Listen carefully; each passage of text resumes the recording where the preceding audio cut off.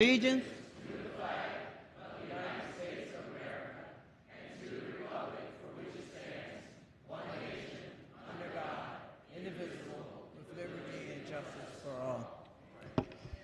The prayer this morning will be offered by the good delegate representing Anne Arundel County.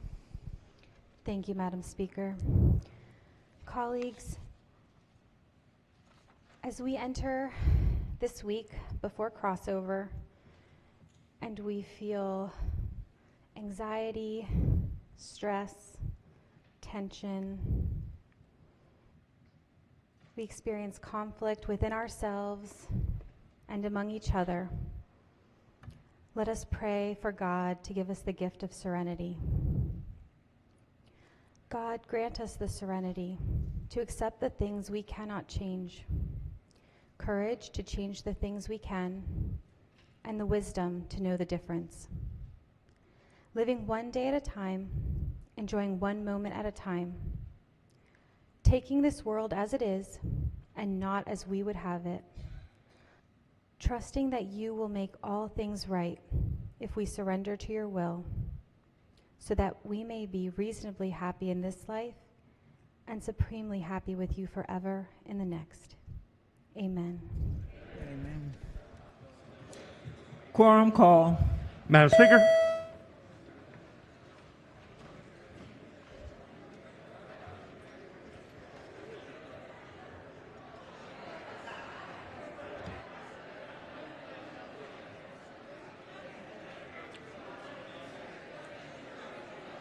Clerk will call the roll. Has everyone recorded their presence? Clerk will take the call. There being 129 members present, the House is now in session, so ordered. Petitions, memorials, and other papers.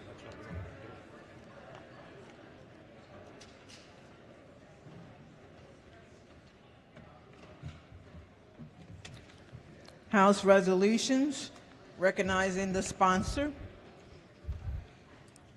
Thank you, Madam Speaker. Who will introduce the group? Permission to use delegates' names. Permission granted. Thank you, Madam Speaker. Colleagues, please join Chairman Wilson, Delegate Patterson, Delegate Harris, and myself in congratulating the 4A, 3A varsity football state champions, the North Point High School Eagles from Charles County. Welcome to the floor, team captains Kyrie Wimberly and Kamari Loving. In the balconies, in both balconies, we have co-captains Tyrone Hudson and Khalib Hart, and the rest of the entire team with Principal Danielle Capel. And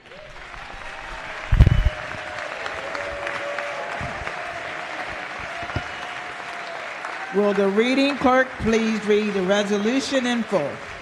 Be it hereby known to all that the House of Delegates of Maryland offers its sincerest congratulations to the North Point High School varsity football team in recognition of winning the 4A, 3A state championship. The entire membership extends best wishes on this memorable occasion and directs this resolution to be presented on this 13th day of March 2023.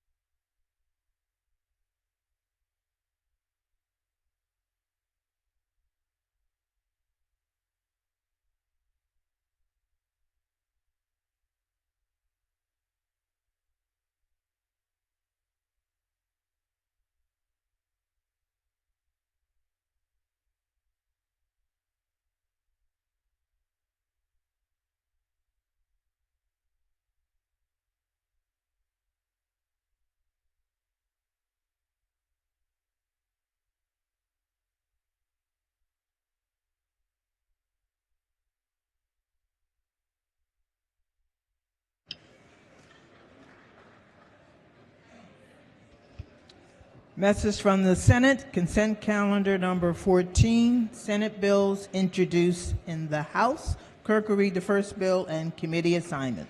Senate Bill 33, Senator Carter, Judiciary. Recognizing the Majority Leader. Thank you, Madam Speaker. So much to be considered the reading of SB 33 to be considered the reading of all the bills in the calendar. Hearing no objections, the bills are read the first time and referred to the appropriate committees.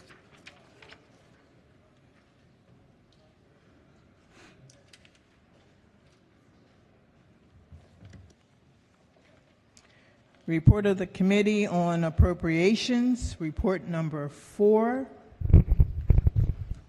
Madam Speaker. House Bill 200, Budget Bill, Recognizing- Fiscal Year 2024. Favorable amendments. Amendment number 1. Recognizing Chair of the Committee. Thank you, Madam Speaker. Ladies and gentlemen, the House Appropriations Committee has completed its review of the state operating budget for fiscal 24. Today, we report our version of House Bill 200, the Budget Bill, and the House Bill 202, the Budget Reconciliation and Financing Act of 2023. Before I describe the budget, I would like to first thank the Vice Chair, all the members of the committee, our amazing committee staff and committee councils, and the budget staff at DLS. Our work couldn't be completed without their hard work and efforts. Each session presents a unique set of challenges and goals. In my first year as chair of the Appropriations Committee, we face an emerging structural deficit projected to be more than $1 billion by fiscal 27, combined with nearly $500 million revenue write-down that we received just last week. But a difficult fiscal situation does not change our goals or the purpose of the work that we do here.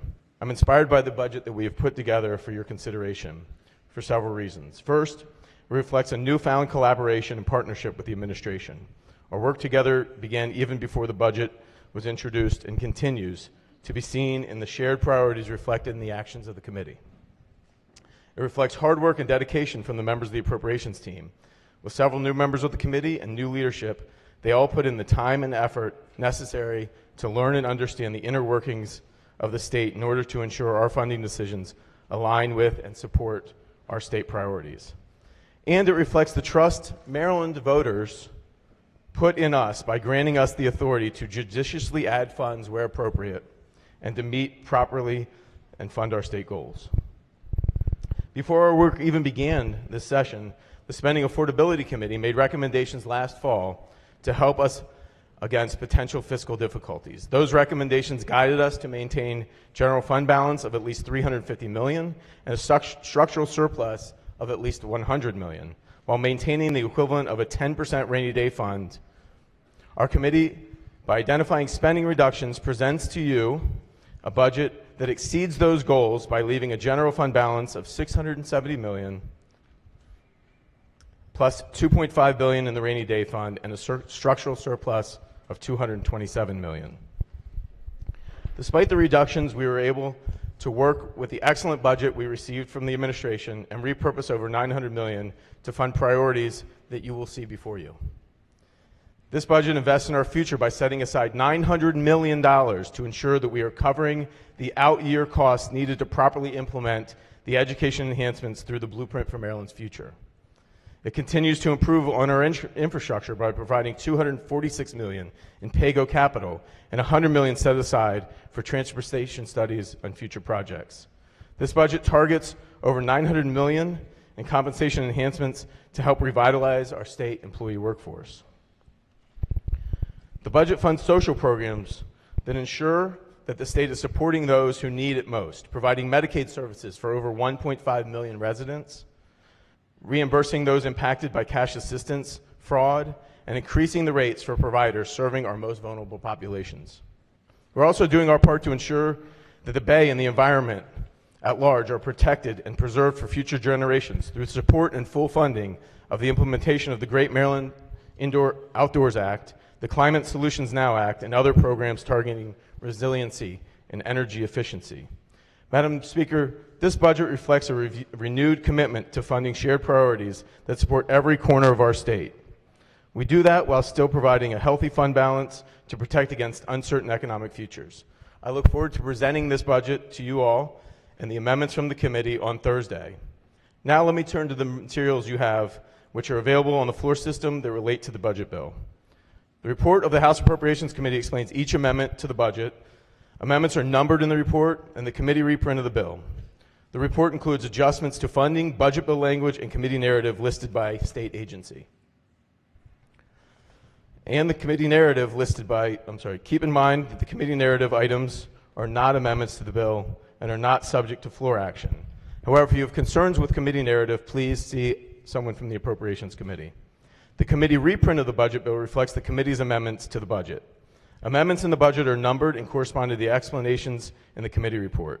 Keep in mind that amendments to the budget are to be drawn to the committee reprint, and that the rules for offering an amendment to the operating budget have changed. Amendments must be offered to the committee 24 hours in advance of being offered, and any proposed additions to the budget must also identify a corresponding reduction. The analysis of the Maryland executive budget prepared by the Department of Legislative Services is available to you on your laptops, through our floor systems, and to the public on the internet. The analyses describe the significant budgetary changes in each agency and provide an overview of the budget as submitted. We've also provided a document summarizing the committee actions on the budget bill. This document illustrates the budget as submitted, describes the action that we took with respect to the budget and our revenue assumptions, and includes supplemental materials with exhibits and charts relative to the budget bill and the BRFA. Madam Speaker, with that, I move that House Bill 200 and the committee amendments are special ordered until the appropriate time on Thursday, March 16th. Questions for the House is special order the budget bill until the appropriate time on Thursday. All in favor signify by saying aye. Aye. Opposed? The bill has been special ordered. Clerk will read the next bill. House Bill 202, Budget Reconciliation and Financing Act of 2023. Favor of the amendments. Amendment number 1. Madam Speaker. Recognizing the chair of the committee. Move so much be considered the reading of the amendments. So ordered. I would now like to discuss the Budget Reconciliation Financing Act of 2023. House Bill 202 implements actions needed to balance the budget and provide resources needed to fund our priorities for the state. The supplementary materials describe the provisions of the bill and indicate where the committee has taken action to amend the bill as introduced. With respect to House Bill 202, amendments will also be drawn to the committee reprint. Staff in the amendment office will be able to assist you. Madam Speaker, I move that House Bill 202 and the associated amendments be special ordered until Thursday, March 16th at the appropriate time. Question for the House is special order House Bill 202, the appropriate time on Thursday. All in favor signify by saying aye. Opposed? The bill has been special ordered.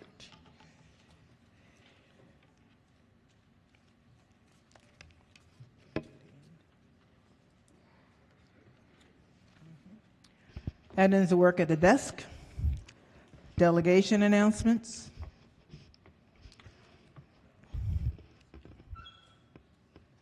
Appropriations. Any delegation announcements? Prince George's. Thank you, Madam Speaker.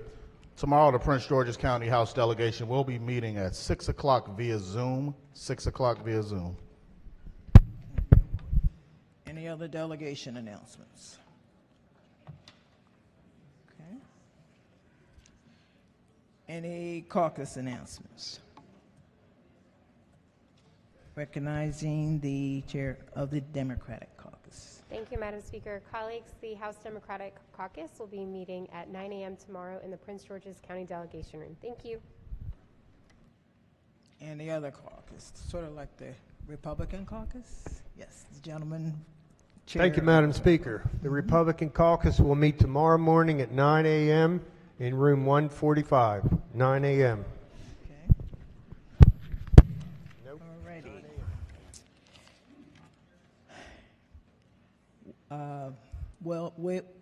Women's History Month. Good delegate from Montgomery County. Thank you, Madam Speaker. As a journalist by trade, I'm very proud to bring this story as part of Women's History Month. It's often been said that journalism is the first draft of history. And journalist Wendy Winters was born to draft stories and tell them. Even as a child, she demonstrated an aptitude for writing. At the age of 10, she wrote a poem and sent it to then-President John F. Kennedy. She received a personal response from the president and a photograph of him, which she kept on display near her desk for her entire life. By the time she was living in Edgewater, Maryland, more than 4 decades later, she was writing 3 community columns a week for the Capital Gazette here in Annapolis. Growing up as a self-described Navy brat, She and her family followed her father from California, where she was born, to Washington, D.C., and to Istanbul, Turkey, where he was stationed as a U.S. naval attaché. After her family returned to the U.S., Wendy eventually obtained a fine arts degree from Virginia Commonwealth University and later moved to New York City, where she spent most of her career doing public relations for the fashion industry. In 1990, she was awarded the Golden Apple Award by the New York City chapter of the Public Relations Society of America. When her husband suggested a change of pace, they moved to the Annapolis area. That was in 1999. Wendy began submitting articles to local publications, including the Capital Gazette, Waterfront Living, and Inside Annapolis magazine. She also immersed herself in the community, serving as a Girl Scout leader, church youth advisor, and organizer of an annual Red Cross blood drive. She eventually landed a full-time position in the Gazette newsroom.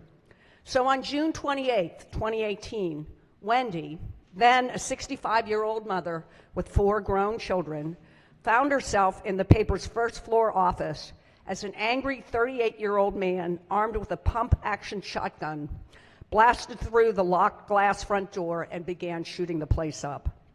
2 employees were shot. Some drove under their desks. Others rushed toward the rear exit, which the shooter had earlier barricaded. Wendy jumped up from her desk in the center of the newsroom, grabbed a trash can and a recycling bin, and charged toward the assailant, ordering him to stop shooting. That gave 2 of her coworkers the opportunity to flee, and it gave 4 more time to be able to find safe hiding places. The assailant shot Wendy in the chest as she rushed him, trying to protect her colleagues, and she died on the scene. 4 other Gazette employees died that day: Rebecca Smith, Rob Hyacin, Gerald Fishman, and John McNamara. There were a total of 11 employees working in the office when the shooter entered the building. The survivors credited Wendy with saving their lives. Quote, "She may have distracted him enough that he forgot about me," one of the survivors told CNN. "I'm sure he wasn't expecting anyone to charge him." Other survivors reported continuous shots being heard, then a few moments of silence, which gave them just enough time to find refuge or flee. They didn't realize it at the time, but Wendy's courageous actions had saved their lives. In 2020, the Carnegie Hero Fund posthumously awarded Wendy their Carnegie Medal for heroism.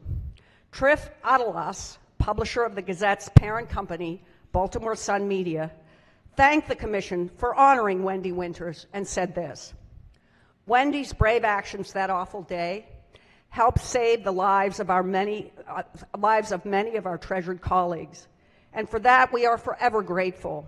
We will never forget what she did that day, the incredible work she did to inform the Annapolis community during her journalism career, and her commitment to telling the important stories about the people who live here." Wendy Winters' life was tragically and violently cut short in June of 2018, but her story of courage and self-sacrifice endures to this day and beyond. Thank you very much for letting me share that story.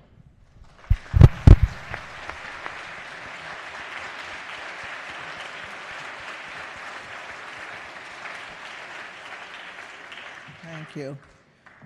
Personal or guest announcements? Recognize General Lady from Anne Arundel. Thank you, Madam Speaker. Permission to use the delegates' names? Permission granted. Colleagues, I would like to have you welcome the Doctor of the Day with me today, along with Senator Simon Eyre, Delegates Chisholm, Kipke, and myself. We have Dr. James York, who is an orthopedic surgeon who practices at Luminous Health Orthopedics right here at Anne Arundel County Medical Center. And he is also the president of MedChai, and we're very proud to have him and his family as residents in our very own District 31. So if you'd please give him a warm welcome. Thank you so much.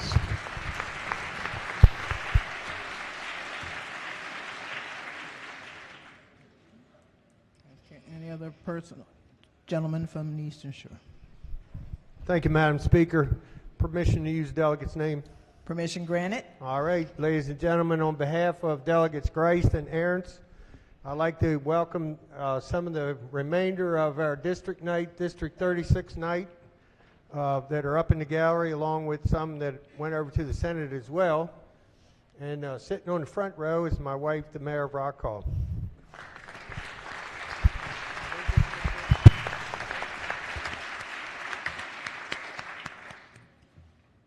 Any other personal announcement? Gentleman from Baltimore City.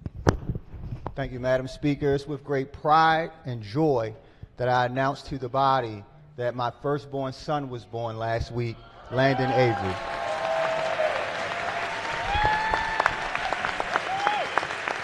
Thank you, Madam Speaker.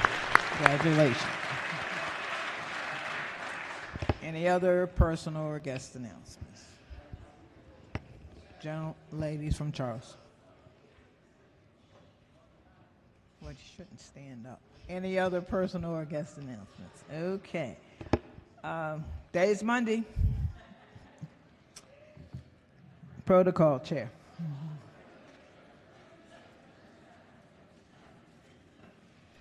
Thank you, Madam Speaker. Come on down, you sunshines. Oh, look at my sunshines. They are so wonderful today. And look who they're going to be with us this whole week to take good care of you wonderful delegates. And so I'm going to call each one of you, and I want you to just stand up, step up, wave that hand, and let them know who you are. All right, sunshines, you ready? Here we go. Kelly Bokum from Washington County District 2B North Hagerstown High School. Yoni Kidoff, Baltimore County District 11B.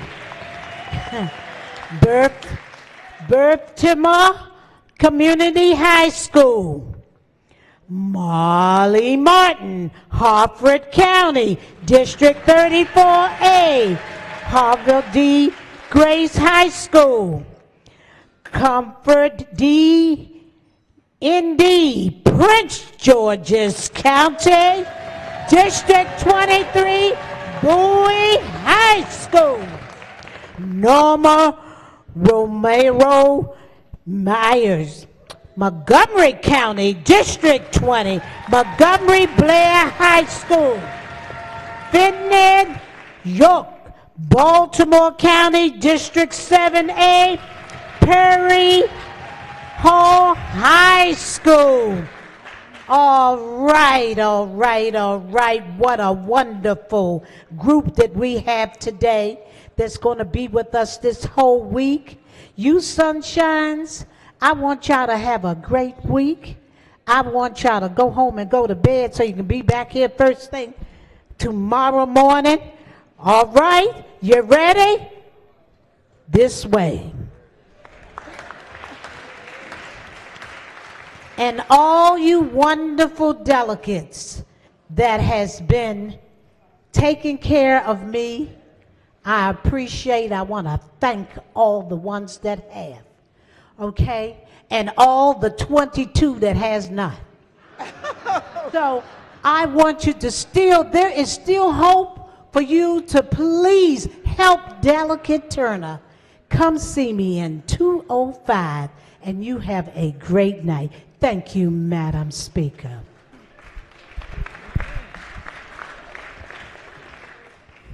Lady from Charles. Thank you, Madam Speaker. Colleagues, please join me in welcoming the Vice President of the Charles County Board of Commissioners and a teacher at Surrattsville High School, my son, Ralph Patterson. He's in the back. With him is Julian Bellino. Thank you. Madam Speaker. Young lady from Baltimore County. Thank you so much. Please join me in welcoming a group of high school girls from Baltimore County here with Nancy Grasmick on a leadership trip here. Please stand up.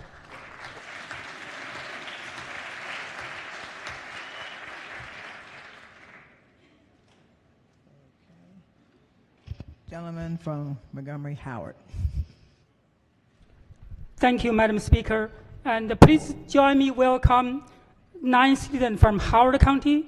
And on behalf of Howard County delegation, welcome our students Jason Wang, Jocelyn Wu, Joshua Ma, Jaden Feng, Iris Hai, Erica Wang, James Lee, Annabelle Wu, Kate Ho, and my son in the back as well. And really help them to understand what's operating here.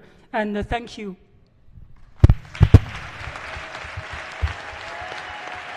Yes, stand up. There we are. Thank you. Any other guests?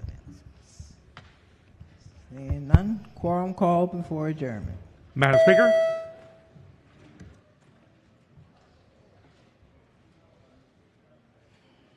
Has everyone recorded their presence? Clerk will take the call. There being 129 members present, the House is still in session. Recognizing the Majority Leader. Thank you, Madam Speaker. I move that the House stands adjourned until Tuesday, March 14th at 10:30 a.m., Legislative Day, March 5th. 10:30.